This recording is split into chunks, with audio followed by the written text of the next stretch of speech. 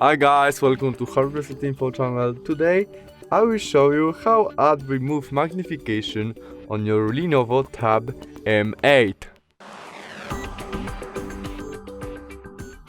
In the first step to do that, we must swipe up our screen to go to App menu, where we have Settings option.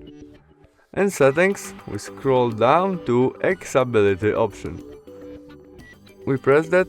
In it, we have magnification. To turn on it, we must go to magnification option, and there we must switch on. Confirm by OK, and now we have our magnification on the right side. We can change position of this magnification. But to zoom our screen, we must click on it and click to zoom.